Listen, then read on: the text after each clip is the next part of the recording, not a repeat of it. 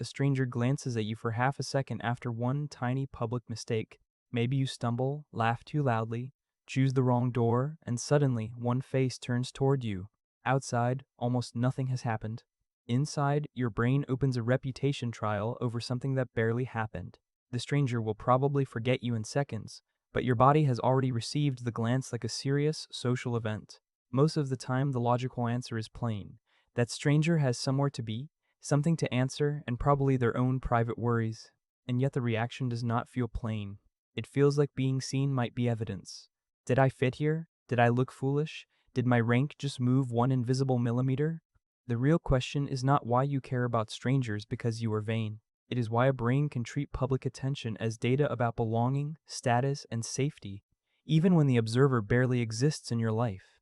We're talking about everyday self-consciousness here, not diagnosing every awkward pause.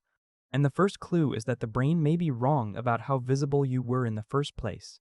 That first clue has a name, the spotlight effect.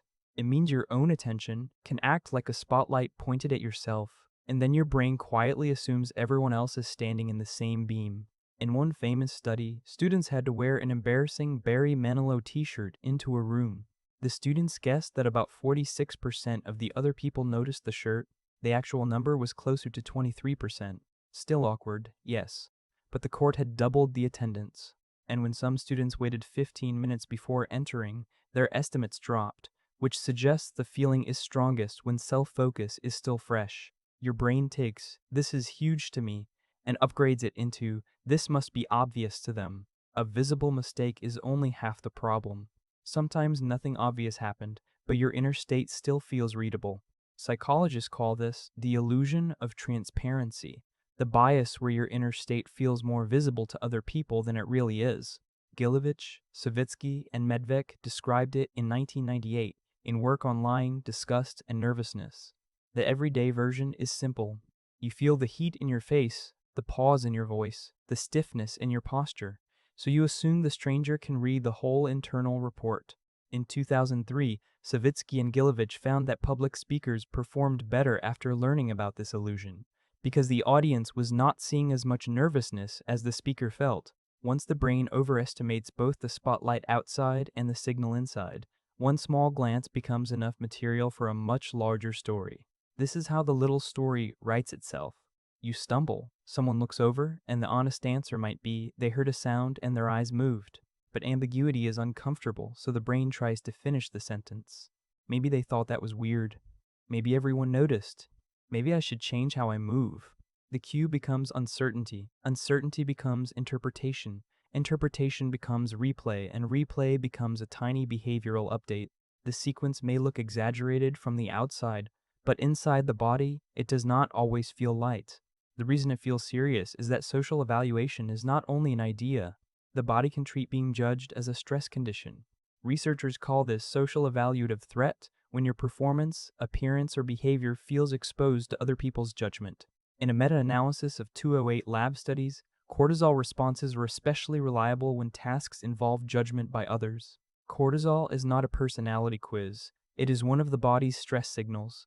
That does not mean every stranger's glance is dangerous. It means public evaluation has a shortcut into the body, and that helps explain why an imagined reaction can feel so much heavier than the tiny cue that started it. The deeper reason is that strangers can stop feeling like individuals and start feeling like representatives. One unknown face becomes a tiny sample of the wider human group, the public, the room, the people whose acceptance might seem to matter.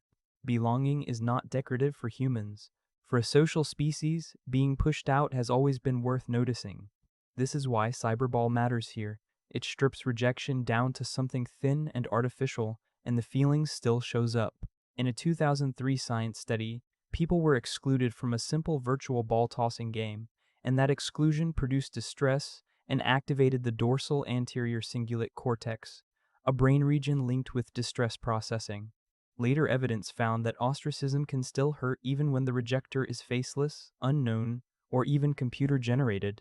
So the brain does not always need a deep relationship before rejection feels real. A stranger's glance can matter because the stranger briefly becomes a symbol of the group, and the old belonging alarm does not always check how qualified the person is.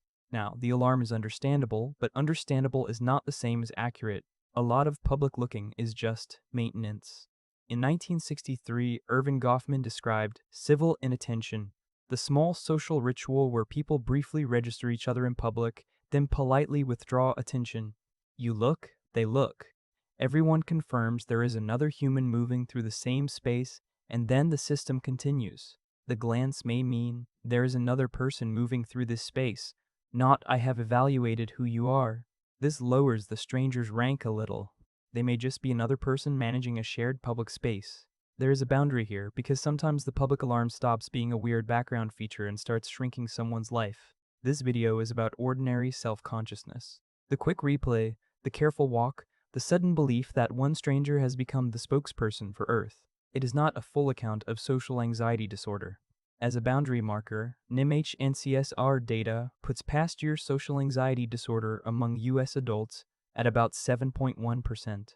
So intense, lasting fear of being scrutinized is real, and it deserves more than just stop caring. For the everyday version, the useful move is smaller. Do not delete the alarm, just lower its certainty. The glance can be information, but it has not earned the power to become final. Return to the tiny mistake. The stumble, the too loud laugh, the half-second glance from someone who will probably never think about you again. The feeling still arrives fast, because now we know what may be feeding it. Self-focus, imagined transparency, body stress, belonging machinery, and a public cue that was never very clear. So the point is not to become a person who notices nothing. The point is to stop treating every first signal as final. A stranger's glance can ask for attention, but it does not automatically deserve certainty. Treat the first social alarm as information, not a ruling. Hold the imagined opinion like a draft, not a biography.